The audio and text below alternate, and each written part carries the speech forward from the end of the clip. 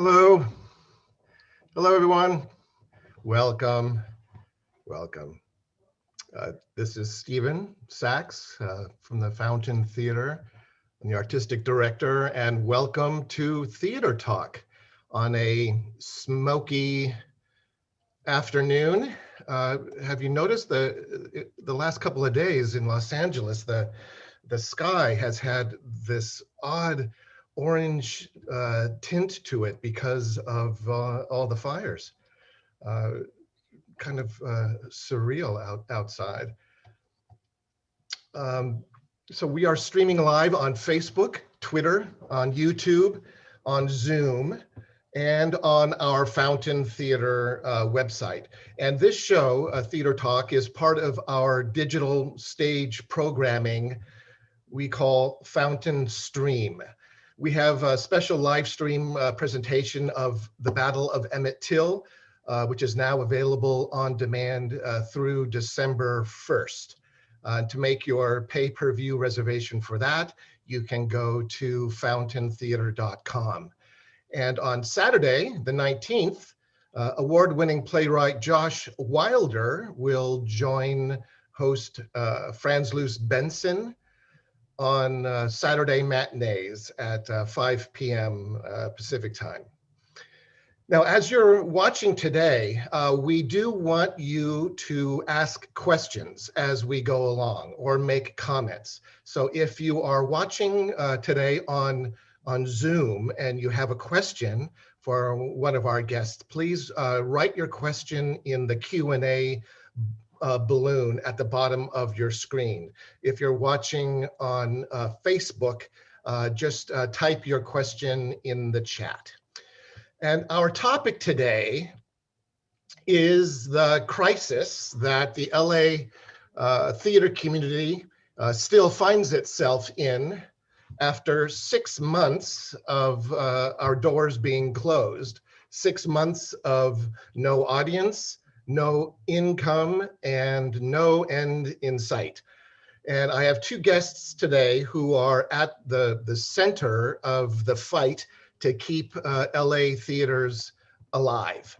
One is an actress, a director, producer, and founding artistic director of Ophelia's Jump, which is a nonprofit theater company in Upland. And she's directed many of their critically acclaimed productions. And she's also launched the annual Claremont Midsummer Shakespeare Festival on the campus of Pomona College. And the other is an actress, director, producer, and the artistic director of Open Fist Theater Company, which is now in its 30th year, just like the Fountain Theater. And she has produced and directed and acted in many of their highlight productions. Open Fist is a self-producing collective run by its artist members, and they are currently operating out of Atwater Village Theater. So it is my pleasure to welcome Beatrice Casagran and Martha Demson.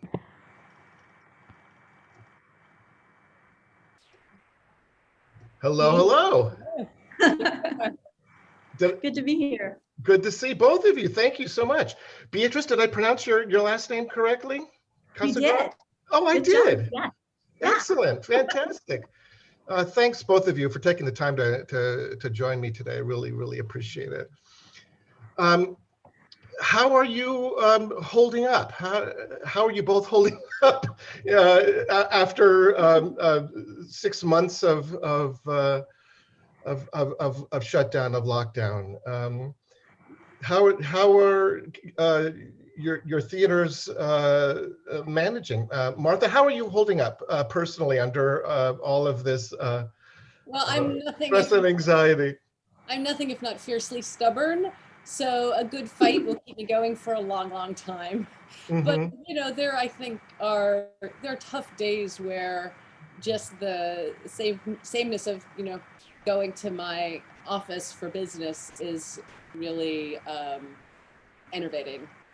But I have a marvelous, I feel very blessed to have a repertory theater company because that community is extraordinary. So getting together with them regularly, doing readings, working on new material, at least it, you know, it keeps a semblance of that collective feeling alive, and I'm very grateful for that. And Beatrice, how are you holding up this week? I know it's kind of day by day, good days, bad days. How are you today? I'm good. I'm well today. Today's a good day.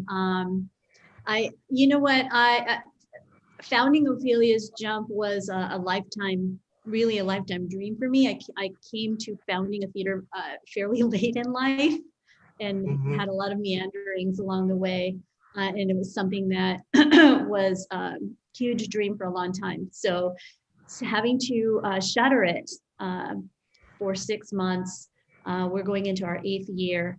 After really seeing it take off in the last couple of years, it has been hard. But you know what? I think that the work that we're doing in the work with the theater community, with you, with Martha, has really made a difference in keeping things looking up. There you go. Keep walking. Yeah, exactly. Martha, I have a question for you. Are you from Los Angeles? Were you born in Southern California? No, I grew up in Canada. I grew up in Toronto. I see. And tell me about your parents. My parents? Your parents. Tell me about your parents. I'm a systematic theologian and my mom's an attorney by way of Near Eastern studies. Well, that's a fascinating combination. So I did not know that. The spiritual and the legal. Well, I think that kind of sums you up perfectly, you know? Because he founded a theater. Exactly. Were either of them artistic or patrons of the arts? They are great art lovers. So music, dance, theater, fine art, you know, that's very much a part of, you know, their lives, but they themselves are not. I mean, my mom, I think when she was 14, wanted to be a model. She was a stunningly beautiful woman, but that's about as far as that went. Do you have any brothers or sisters?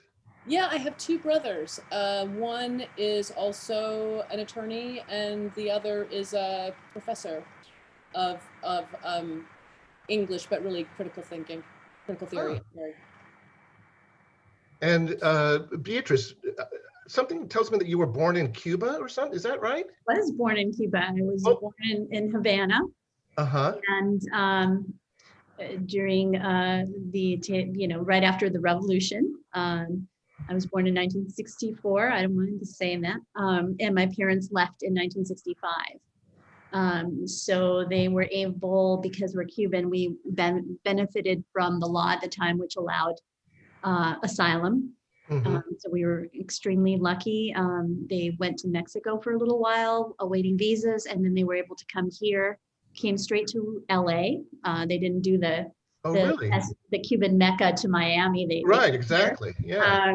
You know, I've been very blessed. My dad was a law student in Cuba and had to go to work in the rendering department at Farmer John.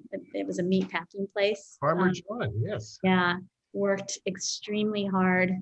You know, as the daughter of immigrants, my brother was born here. My mom found out she was pregnant in Mexico when they were on the way over.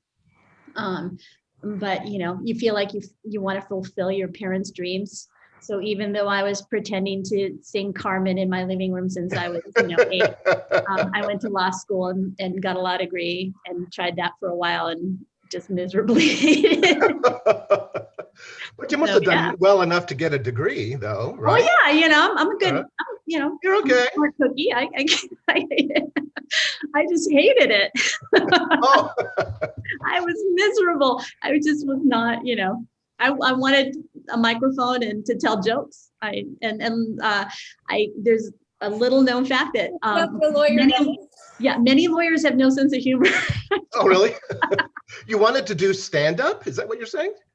No, I've never wanted to do stand-up. I have done some improv and but no, you wouldn't want that. I do have to admit that when you said Farmer John, being a Dodger fan, Yes. I just immediately went there. I couldn't help it. So go Hey, Dodgers, go blue.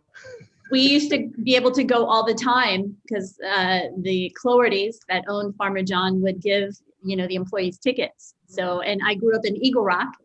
Oh, So yeah. we were right over the hill, and I spent many, I was such a nerd that I used to keep score at home. I would make my own scorecard Wow. and keep score. That is so awesome. I love that.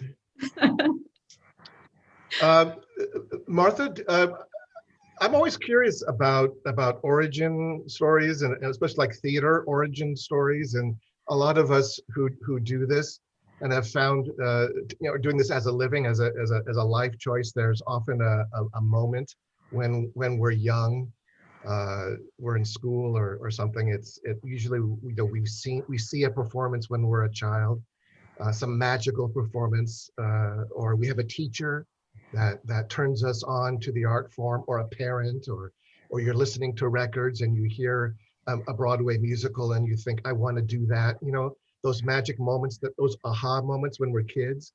Did you have such a thing? Was there a moment for you, Martha, that made you think, I want to do this? That's a great question. I wish I could say there was one moment. It's just, I kind of was born wanting to tell stories. So my earliest members in nursery school were trying to organize people to put on plays of fairy tales. And when I was in first grade, my class did a production of Robin Hood. And, I was some extra, some supernumerary, but the person who was playing Little John could not memorize lines. I was a great memorizer. Great, I was promoted to Brother John. And awesome. My parents would take me to theater a couple times. I would get plucked out of the audience and, put into the show. That was fulfilling. But my parents really felt that, acting was for dummies. So I didn't really consider it seriously, although I did it every chance I could possibly get, until I was in my second year at Yale. And I was like, yeah, I think it's theater. So at that point, they didn't have too much to say any longer. But when you were at Yale, what were you studying? What were you majoring? Well, I went to Yale actually because of a flute teacher, Tom Kneifinger, who was teaching at the graduate school, and I auditioned for the graduate school, which I got into at the same time as I was an undergrad, because I had been playing flute really seriously for a long time, and I had really thought that was going to be my path. I know you ask, music, theater, such a big difference, but for whatever reason, music, okay, theater. Of course, they come, this is no longer their view. It was just early on. So then I made the switch. Obviously, there was a great department at Yale, and then I was fortunate after that to study with Sandy Meisner, and then there was really no going back. Oh yeah. And how about you, Beatrice? Was there a moment, or is there a person, or something? I think it's genetic. It's a defect. But I have lots of artists in the family, singers in the family. My great uncle was actually a very famous sculptor and painter in Cuba, and his works are very well known. And he was like the minister of arts or something. But I don't know. You were asking this question. I'm like, what? I remember in second grade, that my teacher would have a kid get up and tell a story with a felt board, and you tell the story, and it was the Three Billy Goats Gruff. And damn it, I knew I could tell that story so well. And she would always choose this little blonde girl who I just developed this absolute enmity for. That and my parents are huge opera fans, so I was going. I was extremely lucky. I didn't know it. I saw Beverly Sills sing Lucia when I was like 5 years old. Oh my gosh! I saw all of them, and that spectacle of opera, right? That is just magical. So it's just always been something. And like Martha said, as a child of an immigrant, theater is not considered an option. Oh, really? No. So I snuck in all the courses and would do plays in audition and sneak them in. And yeah. It's like a forbidden drug habit or something, right? Kind of. Yeah. So, Martha, you were an actress, are an actress. How did you come upon? I know that you did a lot of acting and directing, and then hooked up with Open Fist. I'm curious how you came into that fold. How were you introduced into that company? Because it was already in existence. It was just coming up on its first year anniversary. Uh-huh. And a fellow who had been the year ahead of me was Sandy Meisner, had joined and said, you have to come and check this out. And oh, I wasn't aware that Sandy was a member. No, he wasn't. But a friend of mine, so a member who was, a person who was studying with Sandy a year ahead of me, had joined Open Fist right when it was formed. And he called me up and said, you need to come and check this out. So I had just finished studying with Sandy. I didn't really want to go back into movies that much, really was thinking about theater. And I walked into that building on La Brea. And I just thought, wow, we can tell any story here. And that was when it wasn't about acting anymore. I mean, it was, but it was about, like, it was kind of like one of those, my brother is a mountain climber, and when he was 17, he summited Denali, and coming down, he fell through a crevasse, and they couldn't get him out. So he hung suspended over nothingness for 18 hours. And I imagine that moment of seeing your life go like this, which he described, was kind of like that moment walking in, because it was like this flash of every story. And, and I sat down with the then artistic director, and that was it. I never left. I understand. There have been some moments in my life too where you feel like you're in the present moment, but you're also looking into the future at the same time, and it's this simultaneous connection of the present, the past, and the future, all kind of intersecting in one. This is the thing that I've always loved about Los Angeles, and it's harder now, but I always believed that there was this presence of the future with us, and that lure of the future would pull us forward into the future. So it wasn't like we were dreaming of the future and trying to achieve it. It was actually there and kind of pulling us forward. And I just loved that sense of things and that sense of possibility. And Open Fist was started by a bunch of students from Cal State Fullerton, right? Yes, sir. And so for those who may not be aware, familiar, tell us about what is the artistic aesthetic of Open Fist Theater Company? How would you describe the kind of work that you do there? Well, I mean, the founding vision was, it was really passionate and young. And so there was a lot of avant-garde Eastern European theater, because it was going to be a real theater. It wasn't going to be a showcase theater. It was going to do real theater. A lot of Brecht. So Brecht, Glowacki, Pavel Kahoot. I mean, really a lot of, I would say, Rel Arabal, a lot of lesser known but great European writers, with a company of people who were in their 20s. We could not get anyone over 20 to stick with us to save our don't worry, we'll all get older and then there won't be a problem anymore. True story. So, but it was always about sort of the social politics of theater, the community on stage. We have always loved big cast shows, 20, 25, 30 people.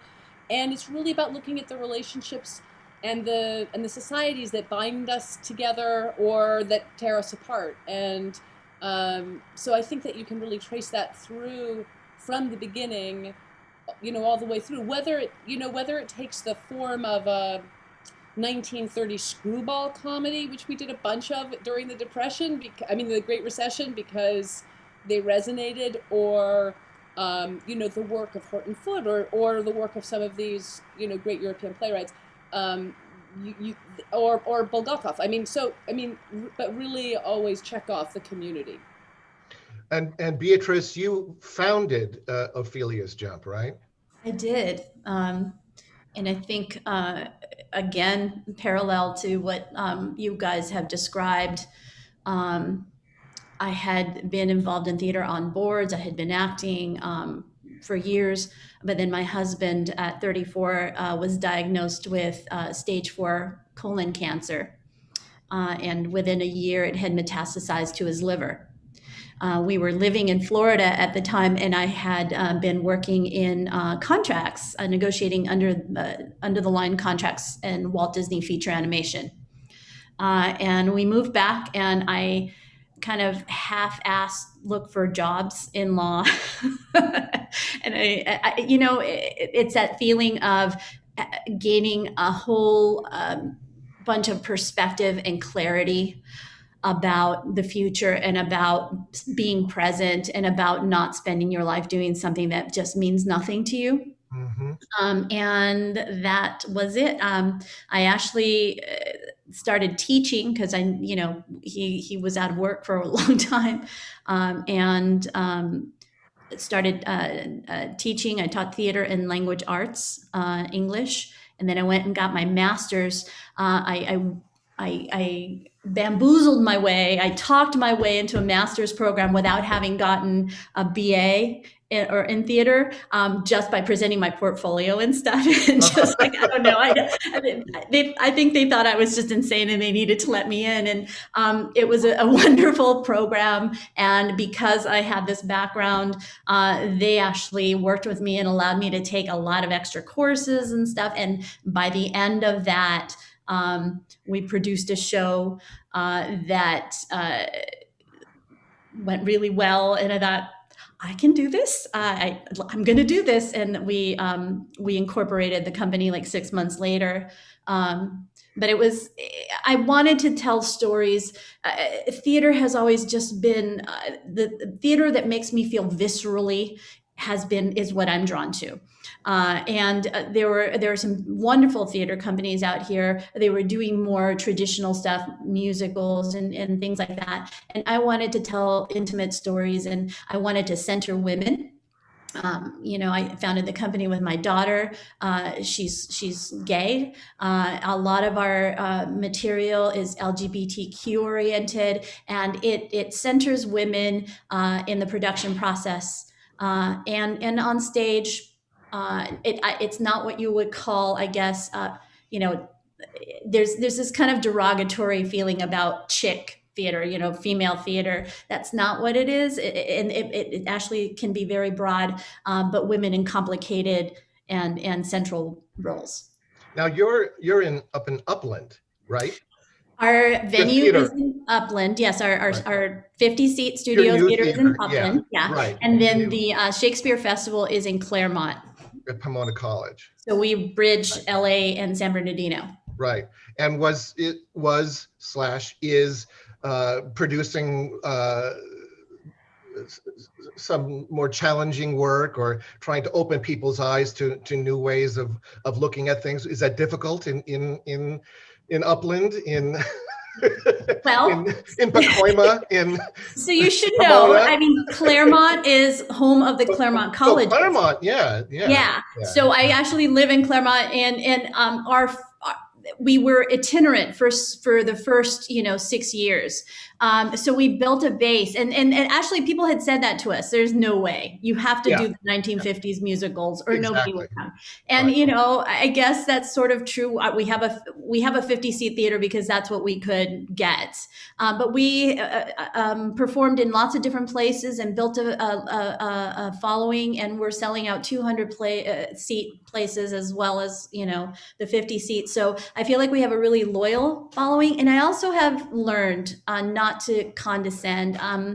I feel like our audience, we underestimate our audiences. Yeah. And there have been some problems as people have become more polarized. We have had a few people who just didn't want to see what was on stage. But the plays have been, sometimes there are issues. I don't put up a play because I agree with it. That's not the criteria, one of the criteria. We actually have been growing and growing and growing, and had really taken off this last year when this happened. So now both of your companies are membership theaters, correct? No, ours is not. We don't fall under the membership. You don't. We happened after all that happened. So, and because our venue is in Upland, even though our legal address is in Claremont, we don't even qualify for things like 50-seat showcase. We're basically nothing extends to San Bernardino County. So what contract do you operate under? When we hire equity, we hire under a special appearance. I see. And what about Open Fist, Martha? We are a membership company. You are a membership company. Yeah. And is that a dues paying membership? Yes, up and down. I mean, right now, like, you know, it's negligible because we're not doing anything. And that's not, you know, I recognize the fact that when people are contributing to something, it becomes, there's a greater sense of ownership and also a greater sense that this better be important because I'm putting everything into this, you know, my time. So it has some psychological benefits, but at the same time, you know, I would love to, there have been times where we have been able to eliminate that entirely. And it's just that having lost theaters, having had to relocate, you know, having to rebuild audience spaces in new locations, there just have been a bunch of challenges. So, you know, it's tricky to turn to dues. It's not what I would prefer to do, but we have historically had dues and we do have dues now. So Open Fist is at the Atwater Village Theater in Atwater, and Ophelia's Jump is in, just has a new space now, just a couple of years old now, in Upland. Are both of you? The Shakespeare Festival in Claremont. Yes, of course. Then there's the Shakespeare every summer. Are both of your organizations renting your current venues? Yeah. Yes. So under this current pandemic, you have a rent to pay every month. Yeah. Actually, we do have a separate space, which is like a warehouse and office space, but we are not currently paying on the venue. It's really expensive, but not only that, there was a major flood, and it's a little unclear now what is exactly going to happen with that venue. Because floors had to be torn out, walls had to be torn out, and so it's not, you know, it's sort of mid rehab right now. Martha, do you have a staff that you're having to keep on board that you pay? We're an all volunteer staff. Uh-huh. We put all of our money in, the money that we have that's not rent and the very small amount that we spend on production goes into artist fees. Okay. So people, you know, they may get artist fees, but not staff, which is, you know, tricky. When we founded the company, that notion of, you know, learning to run your own business and being in charge and making the decisions seemed like a reasonable proposition, and I actually think it was. But, you know, fast forward 30 years, it's a lot more complicated. The development is a lot more complicated, fundraising, just accounting, business practices, all the, you know, the sort of the distributed nature of business. It's interesting. So it's been quite an education. I'm not sure how sustainable that is, and I, you know, certainly would love to be in a position to change that model a little bit and bring on some staff. We have a question which is which helps as a good segue to get into the next thing that I wanted to talk about. The question is from Bill Gallegos, or Gallegos, depending on how we pronounce his name. And he's asking, is there an association of theaters, of community theaters, that is working to support each other and to develop a COVID strategy, a post-COVID strategy? And you know what, Bill? Why, yes, there is. There is an organization, and that is actually how the three of us have gotten to know each other a little better. For those who don't know, every Tuesday, the artistic directors of anywhere between 50 to 70 mostly intimate theaters. We've all been meeting on Zoom every Tuesday in the morning to complain, to cry, to strategize, to buck each other up, to advocate. Um, uh, Martha, tell me, what has being part of this group, this weekly gathering meant to you and to Open Fist? Wow. It's just, I've had contact over the years with many in the community, and that's been valuable, but having a place to really get to know everyone and to meet on a weekly basis and to share ideas and to build a sense of trust and community, it's quite terrific. I've always felt a great sense of loyalty to this community, but much more so now. And Beatrice? I think there's an added element for me. I was out here doing this with very little reference. So although it seemed to be going well, we had no idea really, whether we were or not. We had no frame of reference, and it's been wonderful to find out where where we were falling short, but also where we were succeeding, and that we were doing a lot of things well. And to find a network of colleagues and now friends who are willing to support each other. It's been tough. We've always paid actors. We've always paid our artists. That was something that was just at the very core of what was important when we founded the theater. And we continue to pay a small staff. And so it's been having others, maybe it's Schadenfreude, right? Having others along on this journey has been really invaluable. Yeah, it's been really remarkable for me too. I've been producing theater in Los Angeles for over 35 years now, and Martha has been around in the community for a long time as well. And I can't remember a time when we've all gotten together as a group this large, this regularly. It feels like we're really circling the wagons every Tuesday. And a lot of us, Los Angeles is such a big community. We're all spread out and we're all doing our own thing. And it's so easy to kind of get your blinders on and you go to work and you do your job and you run your theater and you just kind of go back and forth. And we only usually see each other at award shows or at special events. It's a community of little fiefdoms. Yeah, exactly. Changing, which is better. Yeah, exactly. And now we meet every Tuesday as this huge group and say, what are we going to do?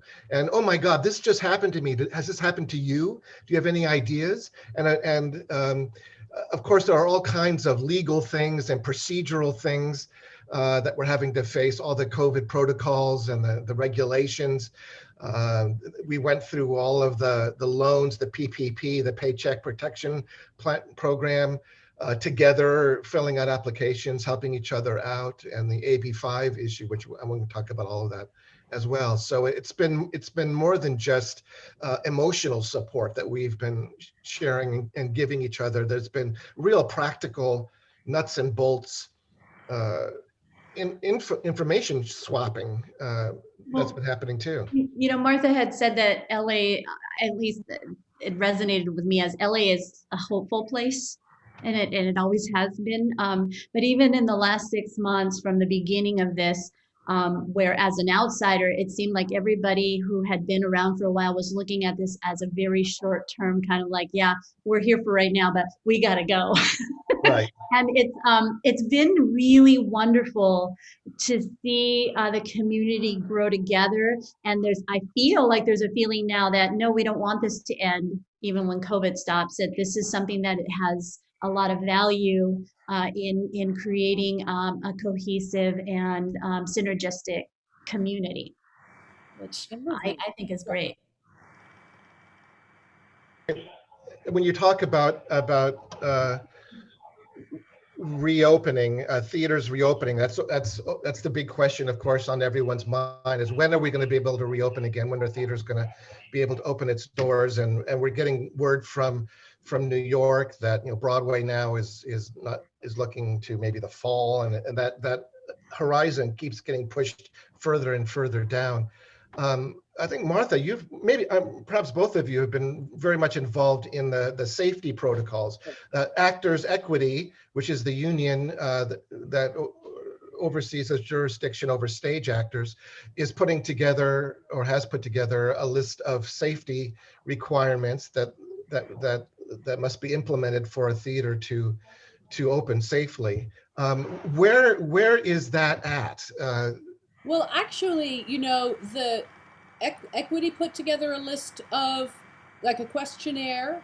The United Scenic Artists through IATSE put out a long document about a safe return to work, and the Stage Directors and Choreographers Guild, as I think you know, also put out a long document outlining, you know, safe practices.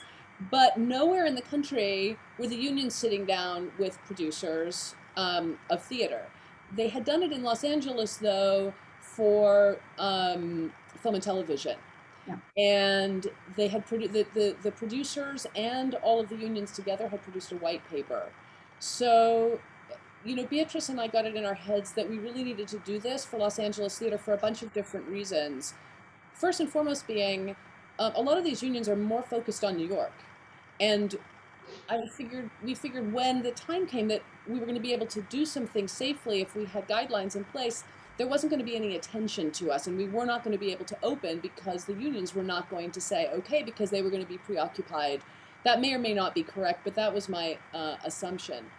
And then, so we put a task force together with representatives of all the unions, and we meet weekly, and we are working through our recommendations for the Department of Public Health, both the county and the state. And what I've come to realize is, you know, the unions have given this a lot of thought, and they have come up with some, you know, thoughtful approaches to doing things safely. And our state is very far from recognizing that this can be done or wanting to start any kind of conversation about it. But they are interested in our recommendations. And so now I think the priority is not just to be in a position to really reopen fully, but also to look at a phased approach to reopening where we can get back to doing some things well and safely, to give both the artists and the community the solace that comes with live theater performance. So this is what we're really working on very hard right now, is getting these recommendations finalized and in place for the first couple of phases, not just the final phase of reopening. Well, there were two concerns, I think, two main concerns that we had. One of them for me was that small theaters not each have to reinvent the wheel. We were talking about, you know, some of the benefits of having come together. And so if we can put together protocols and disseminate them, then everybody can benefit from that. And we've even talked about maybe gathering resources and purchasing and things like that. The other prong was that, as Martha mentioned, the state is overwhelmed. And so a lot of the decisions that are being made about reopening are not necessarily only based on science, but they also have to do with who's advocating and who's pressing their position, or letting the state know that, hey, this can actually happen safely. So that's the other part of what we're doing. We're putting together the science-based protocols, but then we're also going to go and make those known and advocate for the things that can be done safely, so that otherwise we will be the last that we're an afterthought. After everything, you know, opens and the vaccine's around for a year, then they'll get around to theaters, and that is not feasible. Well, that's what I was going to bring up, because in the state of California and here in Los Angeles, restaurants were allowed to serve outdoors. Why can't plays be produced outdoors? In a restaurant, the staff, they have employees that are working in the kitchens, and there's employees, and it deals with the public. It's the similar kind of mechanism. Why are theaters being pushed down the line, do you think? Well, from my conversations with our representatives at the Department of Public Health, it is definitely the slippery slope question. The minute you say yes to outdoor theater, they are afraid you are saying yes to Coachella. Mm. So part of our goal is to come up with creative ways to limit what we're doing in scope so that there is not a slippery slope. And Dr. Ferrer did commit to me that, you know, once we have put this together, she would go and advocate with us, with the governor, to make sure that we could begin to see a safe return, particularly to outdoors. But you're right, Steve. You know, it doesn't make sense in a lot of cases. I right now, a dance studio can hold classes outdoors. A church, which involves, of course, constitutionally protected speech, but so does theater, can have a crew up to 10 inside and film for live or for capture video for live streaming. Those scientifically, without the context, those are equivalent to a lot of the things that we're talking about. So it's educating the legislature and showing that there's interest in this, and that theater plays a role that is not just you know, it's not just fluff. It's not just, we have not only protected speech, but we serve a mental health role. You know, if people were going outside and meeting in well-regulated places, because we do that really well, and seeing plays, and you know, it would might maybe cut down on some of the illegal gatherings that are happening. So it's just, I think, a lack of awareness on the legislature. At least that seems to be the when we approach it, then they kind of, the response is like, oh yeah, well, Oh, tell us how, maybe, okay, tell us more. So we're both, I think, feeling pretty hopeful. now here's a question that has come in. Question Joseph is asking, given the key role that local theater plays in the community's mental and emotional well-being, which you were just talking about, what novel production formats can be used to keep theater alive while remaining COVID compliant? It's, you know, it's I'm sure it's something we've all been wrestling with as theater makers, trying to think outside the box. Are there new formats, new ways of doing theater until we can go back to our indoor venues again? I think I can preview one idea that we are pitching, which is to present work with a partner venue.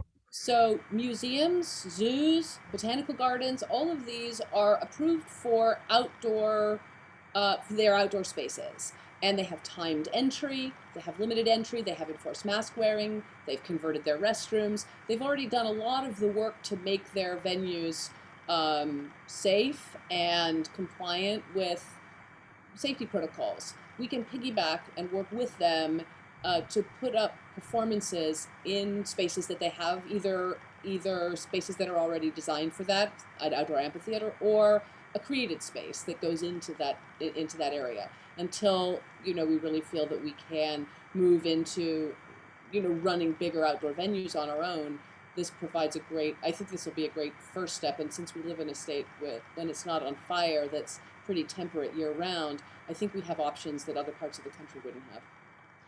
Now, here's an interesting question from Peter Finlayson, who runs Footlights, as we know, and he has an interesting question, and he's asking essentially, hey Peter, he's asking essentially how there have been times, you know, in the past few decades where the theater community has come together. You think of like the equity wars or the recent 99-seat plan battles. So there have been times when we've gathered and together circled the wagons in crisis. Does this feel different to the two of you in some way? Is this different somehow? What makes this different? Is real change going to happen somehow?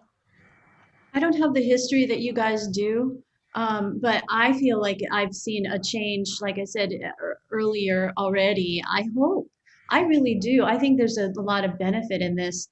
I think it would be great to define a community in LA for intimate theater, and that there's benefit in joint processes of marketing and explaining to people that we're out here, that so many people don't know what the amazing theater is that it happens in LA in so many different little venues. I think, I hope that it's something to hold on to, that it's not just for this crisis, and it's feeling more and more like that every day. It's becoming more prospective, and I think that's great, Martha. You have much more history than I do. Well, I mean, I think that there are some similarities, or let's just say this community gained a certain, strength and backbone through previous existential threats, because the equity wars and then the battle over the 99 seat plan, felt quite existential. We now have, though, the double whammy of COVID and AB5. And, you know, both pose really very real threats. And I think because we are not actually trying to produce during them, in a way, it's allowing us to breathe and recognize these are going to be, battles that we're going to have to fight long and hard. But I think the vision of a better future is there, and that's nice. And a sense of how this could come out is also, as Beatrice articulates, really positive, and it's nice to hold on to that. At the same time, I certainly live, and I know Beatrice does too, with the anxiety of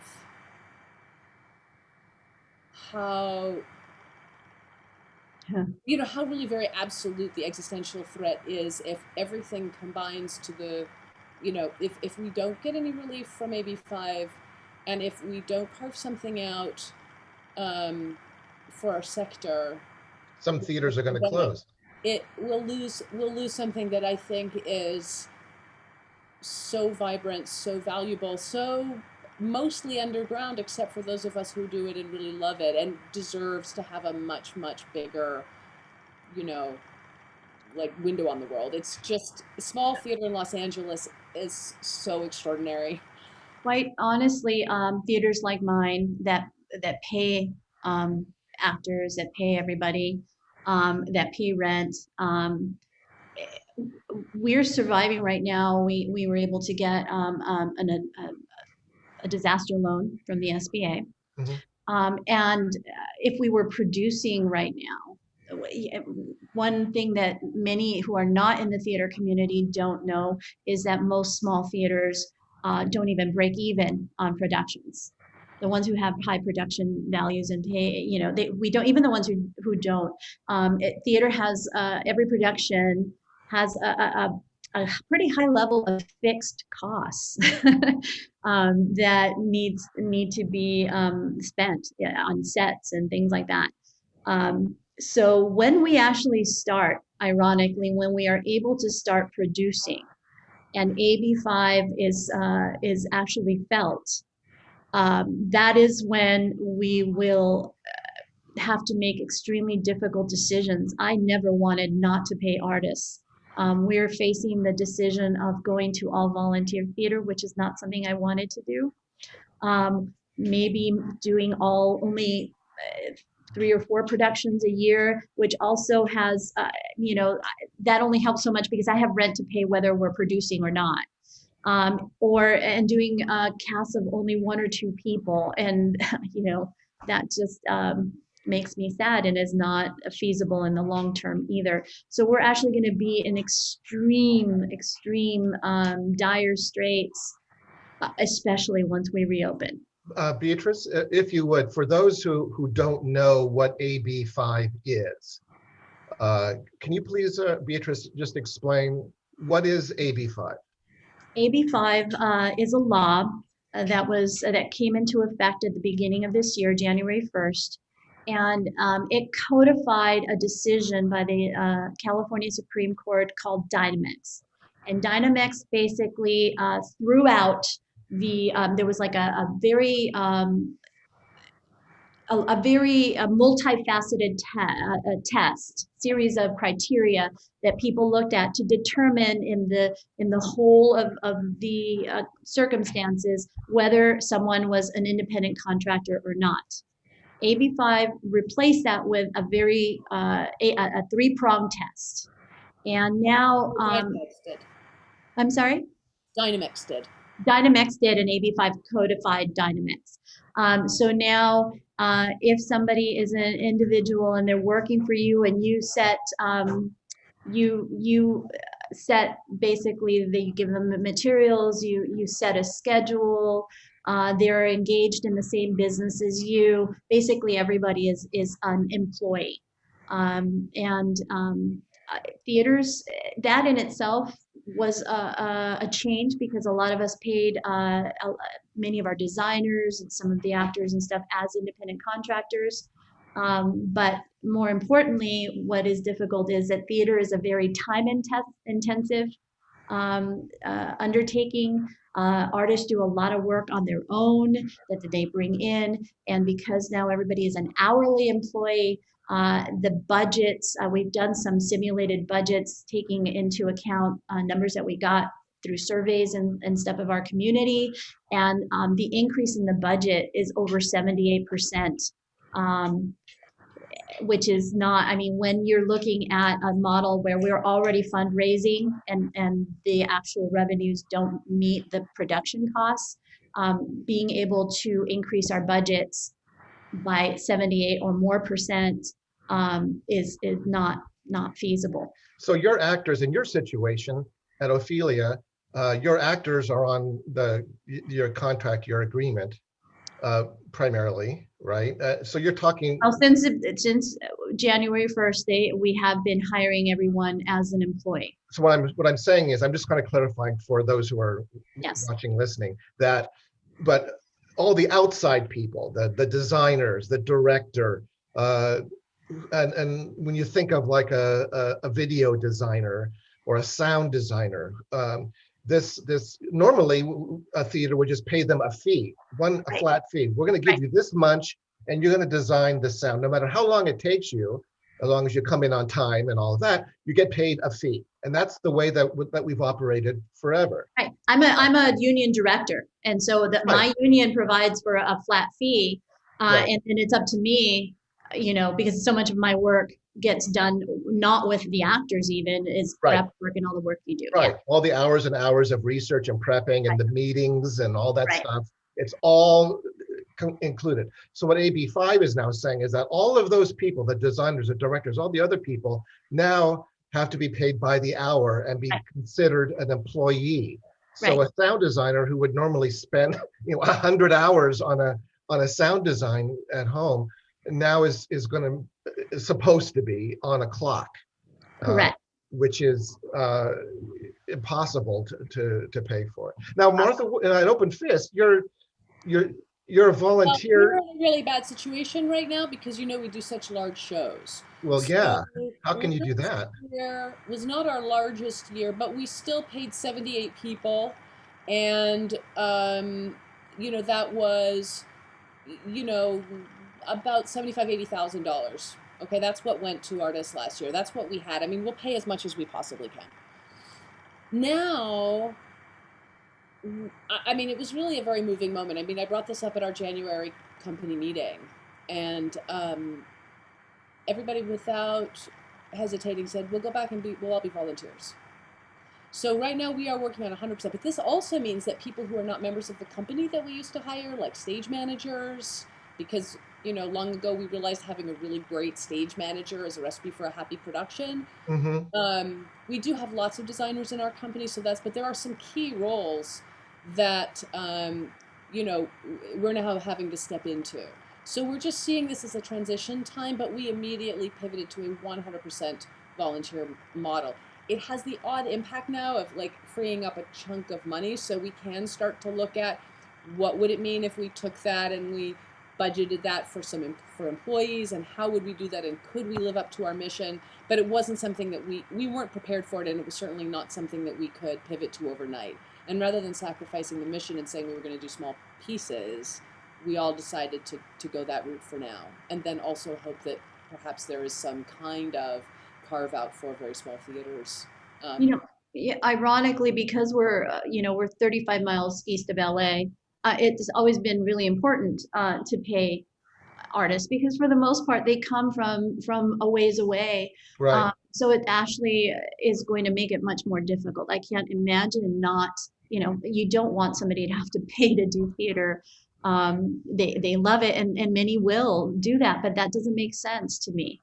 They provide a service and they should be paid for it. So I Of mean, one course. thing which we do continue to do is, provide the 14 cents per mile volunteer, charity rate for mileage. But that does, for the most part, cover at least people's, gas to get to the theater. But it's, yeah, not a happy circumstance. There's another comment here that I wanted to share, another question comment from Paul Finkel. He brings up an interesting point about audience safety, that with all the protocols that are going to be implemented, not only do we have to worry about the actors, but we have to worry about our audiences and make sure audiences are safe.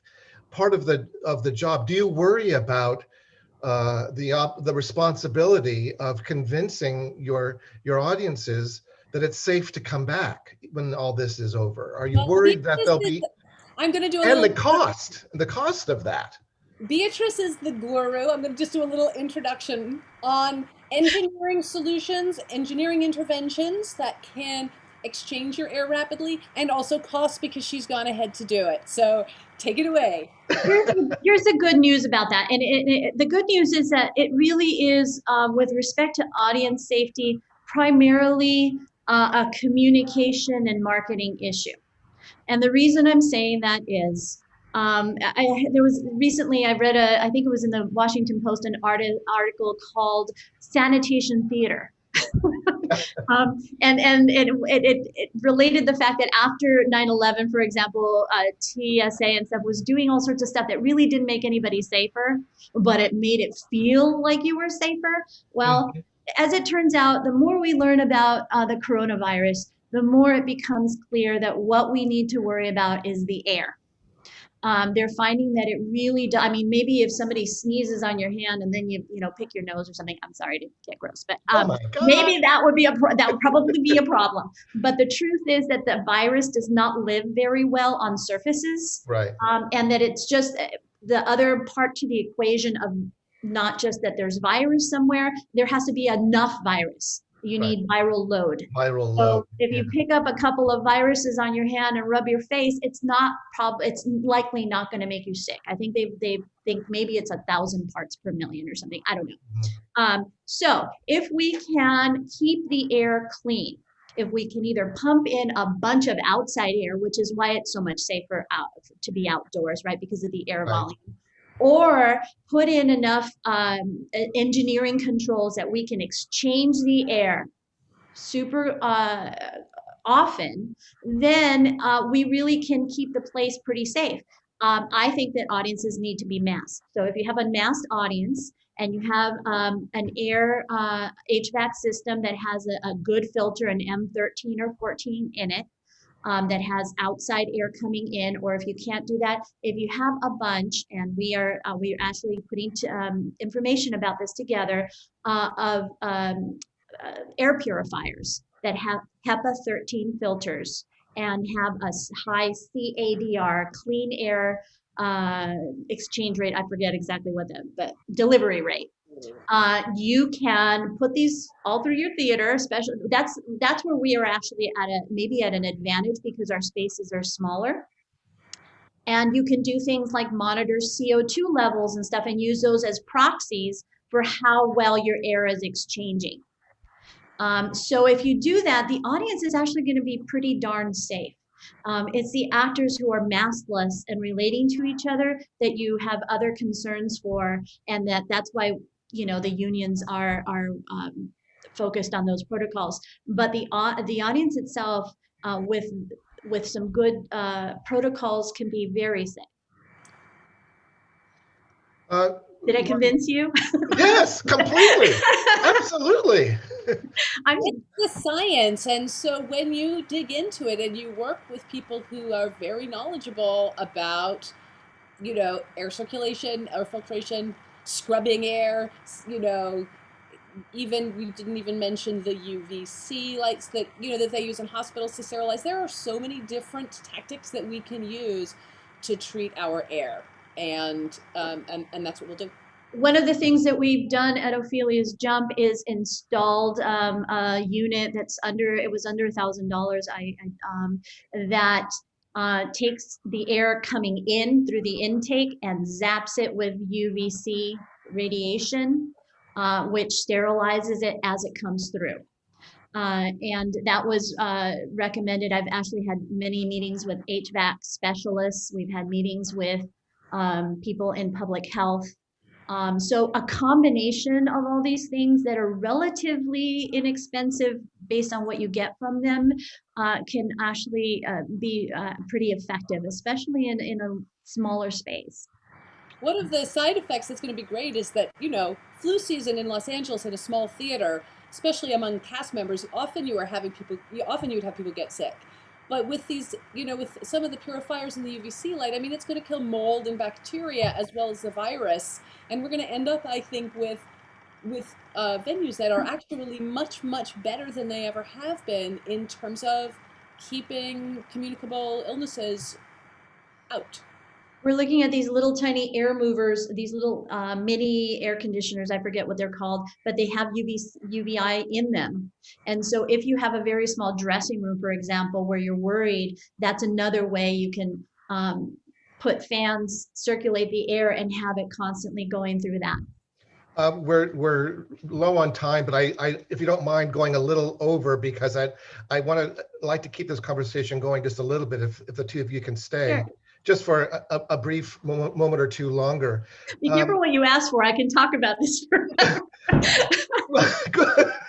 Well, yeah, this is what we're in the middle of. Has the pandemic and your theaters being closed for all this time and what's happening in the world, has it forced you to change your upcoming season? I mean, upcoming season, the idea of what season and when, and I don't know what the hell, it's so hard to plan, of course, but I mean, are some of the things that you had slated pre-COVID, have you thrown out now because that just doesn't seem right now, and you're looking for something else? Well, this has been in my mind, and there's so many things going on right now, right? So we don't just have to talk about AB5 and COVID, but the renaissance that is happening in thinking about race relations and the coming to terms with what's happening in this country. So that, on top of everything else, has had a huge impact. We had a show planned that we could have moved to next year that I'm no longer doing. It was a two-hander with two white men. Right. And I just personally don't feel like it's just relevant right now. Right. All the things conspiring together are pushing us back to our mission. And next year, Ophelia's Jump will do only original works, all by BIPOC and women playwrights. And I actually feel really good about that. I think this pushed me because, as a producer, you're constantly having to find a balance, to make compromises between what you want to do and what you think will relatively sell enough that you don't have to go I don't know, do what, make theater under a bridge again. So I with the streaming, a lot of the original works are going to be less expensive to do because the rights are a little bit less expensive. And the streaming hoops that you have to run through may be a little bit less.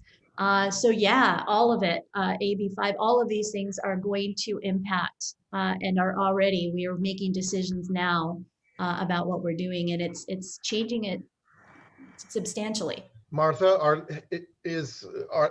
the current situation, rethink or reshuffle your deck, Well, or certainly all of the BIPOC conversations, and we've had actually since before Black Lives Matter, starting last fall, we were having roundtable conversations with our current and former BIPOC members, around the creation of our cultural equity and inclusion statement. And what became clear to me is that while we've always been, very open-hearted and really embraced people of all backgrounds and have cast, very widely, still, remember the talking about the European theater? uh-huh. European theater, and well, Yeah.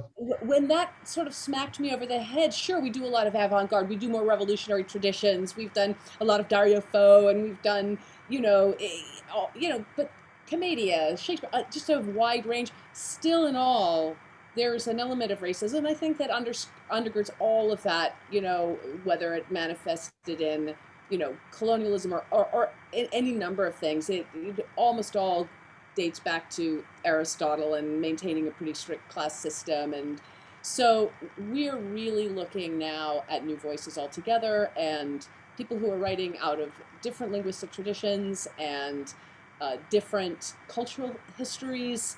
And this is what the whole company is really digging into. If it means that those of us who are white are spear carriers for a while, as we learn new histories and new traditions and new ways of making theater, I think we're all really eager to do that, to start to see what new things can start to grow, within our company and within theater in general. So we're really looking for a pretty big restart in that regard. I really think our audiences are going to be better for it. I really do. Yeah. I think It's an example of opportunity coming out of crisis, or crisis initiating really important change, which is good, like what Beatrice said about bringing it back to your mission. Let's just quickly touch on live streaming.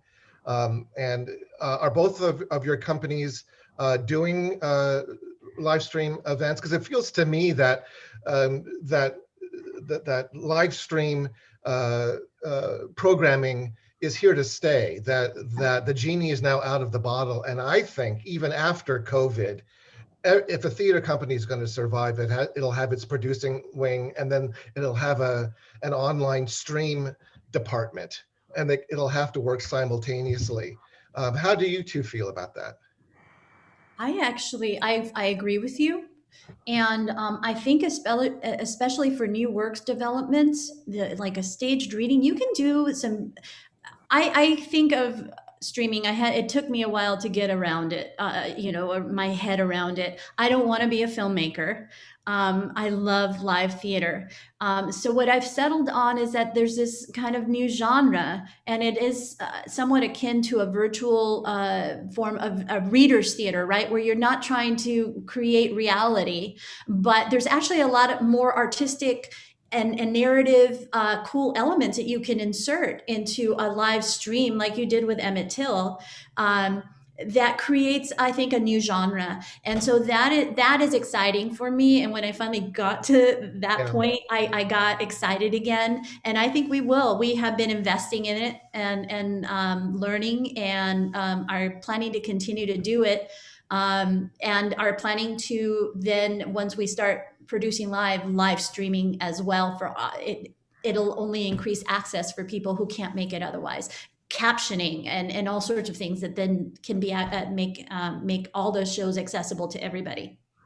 Martha, open fist as well? Yeah, I feel very much the same. Beatrice really speaks my mind on that, and I think we probably have all experienced the moment of listening to a new play and hearing it well read, and also having that odd intimacy, being so close to them on the screen. So there is definitely something there. But we're doing one other thing, which I think is unique and kind of fun, and I have no idea how it's going to work out. I was so tired of two-dimensional. So we've commissioned a couple of our favorite playwrights to write 10 to 12-minute pieces that we're shooting in VR. And we've ordered several hundred, VR goggles branded with Open Fist. Very cool. You'll get with your ticket, and they are one-person shows. So the camera gets set up, and we have access to a really high-quality camera. Gets set up, it's rehearsed over Zoom. Gets set up in the home. The person, does it a few times, and then the whole thing gets stitched together in After Effects Code, but not too much on the After Effects. We really want to create this, we really want to test VR as an aesthetic medium, not a gaming medium. Right. And I don't know if you've ever done this, but like if you watch a theater production in VR and you're right in the middle of it, it is very intense, and it is not at all like watching your screen. It just it's very interesting. It's very intense. So we'll see how this goes, and whether it's something that we carry on with afterwards, or if it's just sort of a unique experiment for this moment. I'd like to wrap this up with this final question or comment also, and that is about just the two of you. I mean, you know, everybody just loves the two of you. I mean, and when I say everybody, this weekly artistic directors gathering, you know, of scoundrels that meets every Tuesday online as an as a community. You know, you've got, you know, 50, 60, 70 people. There's Gary Grossman trying to keep it all together, and Elena DeSantos, and everybody's got opinions and things are happening, and people are talking, and, you know, and there's all this legalese and stuff that you got to plow through, and all these things are happening. But this wonderful thing has kind of happened that, you know, that Beatrice and Martha, and it's like the Thelma and Louise of the LA theater community. And that the two of you are just so smart. You're smart and proactive, and you're dedicated, and you're hard workers. And we've come to just so love and appreciate and both of you, and are so grateful to you both. And it seems to me that a kind of a nice bond has kind of developed between the two of you a little bit, and a mutual, you know, affection, being in the trenches, not akin to like being in war and battle together, I guess. But it is a little bit like the trenches. I feel that way. We've met each other in the trenches. We almost never met in person, because we both just jumped back onto the template board in January. But I will say, you know, for me, if there's one person who's, you know, who's sort of friendship, kinship has gotten me through, it's Beatrice, because we can work on things together and keep going. I mean, just, it's extraordinary to have a partner, and I always, at Open Fist or wherever I am, I'm always looking for a collaborator or collaborators.